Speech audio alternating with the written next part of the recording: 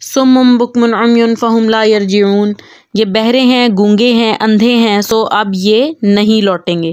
اسما بہرے کو کہتے ہیں، سمم اس کی جمع ہے، اب کمو گونگے کو کہا جاتا ہے، بکمن اس کی جمع ہے، اعما اندھے کو کہتے ہیں، امیون اس کی جمع ہے۔ فرمایا کہ یہ بہرے ہیں، گونگے ہیں اور اندھے ہیں، اب یہ لوگ لوٹنے والے نہیں ہیں۔ یہ کون ہیں؟ ابو جہل، ابو لہب، ولید بن مغیرہ اور عقبہ بن ابی معیط، سب کے سب ابھی زندہ تھے جب یہ آیت نازل ہوئی تھی۔ تو یہ سب تو غزوہ بدر میں واصل جہنم ہوئے، تو یہ لوگ اس مثال کا مصداق کامل تھے۔ آگے اب دوسری مثال بیان کی جا رہی ہے۔ او کصیب من السماء فیہ ظلمات ورعد وبرق، یا ان کی مثال ایسی ہے جیسے بڑے زور کی بارش برس رہی ہے، آسمان سے اس میں اندھیرے بھی ہیں اور گرج بھی اور بجلی بھی۔ یجعلون اصابعہم فی آذانہم من الصواعق حذر الموت، یہ اپنی انگلیاں اپنے کانوں کے اندر ٹھونسے لیتے ہیں مارے کڑک کے، موت کے ڈر سے، یعنی اس ہیبت ناک کڑک سے کہیں ان کی جانیں نہ نکل جائیں۔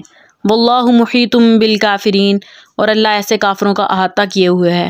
وہ ان منکرین حق کو ہر طرف سے گھیرے میں لیے ہوئے ہے، یہ بچ کر کہاں جائیں گے۔ یکاد البرق یخطف ابصارہم، قریب ہے کہ بجلی اچک لے ان کی آنکھیں، کلما اضاء لہم مشوا فیہ، جب چمکتی ہے ان پر تو چلنے لگتے ہیں اس کی روشنی میں، جو ہی انہیں ذرا روشنی محسوس ہوتی ہے اور دائیں بائیں کچھ نظر آتا ہے تو کچھ دور چل لیتے ہیں۔ وَإِذَا أَظْلَمَ عَلَيْهِمْ قَامُوا، اور جب ان پر تاریکی طاری ہوتی ہے تو کھڑے کے کھڑے رہ جاتے ہیں۔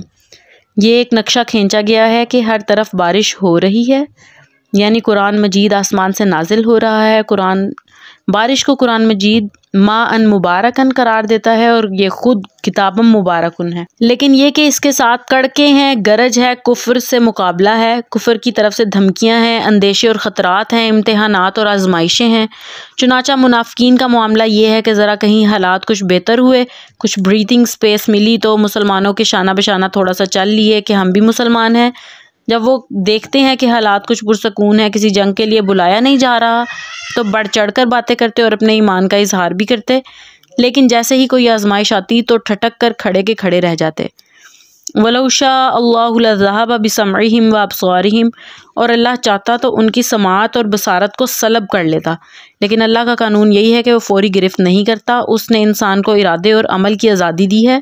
تم اگر مومن صادق بن کر رہنا چاہتے ہو تو اللہ تعالیٰ اس روش کو تمہارے لیے آسان کر دے گا، اور اگر تم نے اپنے تعصب یا تکبر کی وجہ سے کفر کا راستہ اختیار کیا تو اللہ اسی کو تمہارے لیے کھول دے گا۔ اور اگر تم بیچ میں لٹکنا چاہتے ہو، لا الہ الا ولا الہ الا، تو لٹکتے رہو۔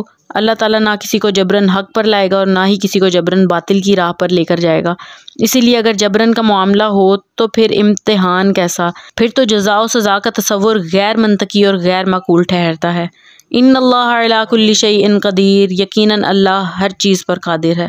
سورہ بقرہ کی یہ ابتدائی 2 رکوع اس اعتبار سے بہت اہم ہیں کہ اس میں انسانی شخصیتوں کی 3 گروہوں میں تقسیم کر دی گئی ہے، اور طویل عام ذہن میں رکھیے کہ جب بھی کوئی دعوت حق اٹھے گی، اگر وہ واقعتاً کل حق کی دعوت ہو اور اس میں انقلابی رنگ ہو کہ باطل سے پنجہ آزمائی کر کے اسے نیچا دکھانا ہے اور حق غالب کرنا ہے، تو یہ 3 قسم کے افراد لازماً وجود میں آ جائیں گے۔ ان کو پہچاننا اور ان کے کردار کے پیچھے جو اصل پس منظر ہے اس کو جاننا بہت ضروری ہے۔